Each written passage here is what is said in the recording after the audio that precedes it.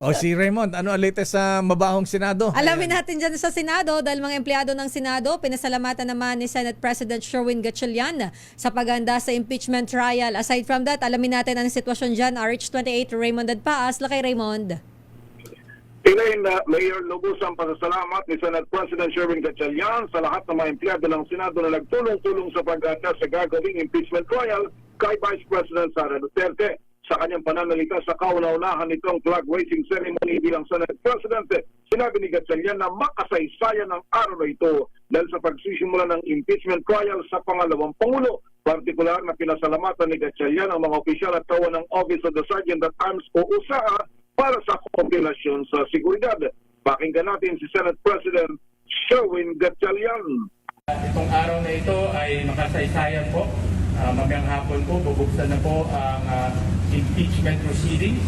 At nagpapasalamat po ako sa lahat ng ating kawani na nagtulong-tulong po para maging maayos, maging orderly at maging mapayapa po ang magiging pagbubukas ng impeachment proceedings mamayang hapon. Nangako din ang Pangulo ng Senado sa harap ng mga empleyado na hindi ito gagawa ng ikasisira ng integridad ng Senado.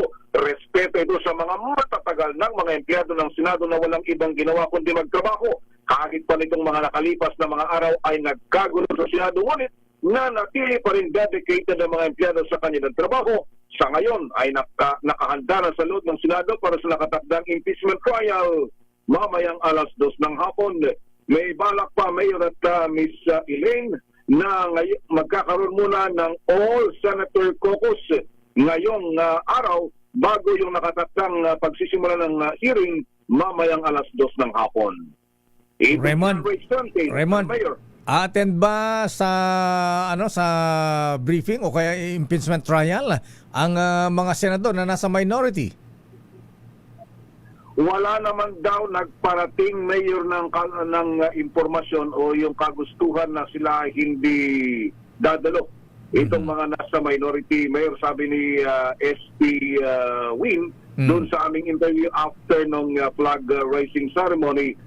Pero syempre sabi nga niya, ipinaubay, mas gugustuhin niya na lahat ng senador ay makadalo doon sa pagsisimula ng impeachment trial. Magkakalaman din, Mayor, mamaya-maya lamang kung matuloy yung All-Senator Caucus at tingnan natin kung sino-sino yung mga dadalo at yung darating mamayang hapon na, Mayor. Okay, maraming salamat, Raymond.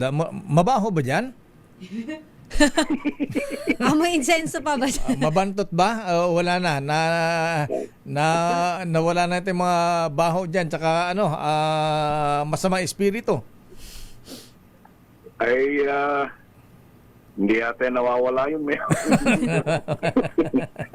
Pero ano naman, literal, ayos naman, maayos naman. Okay. Siyempre, dito nila mapatutunayan kung anong itsura ng Senado ng Taong Bayan, Mayor. Okay, maraming salamat, Raymond. At may update si Bal Gonzales sa Sandigan.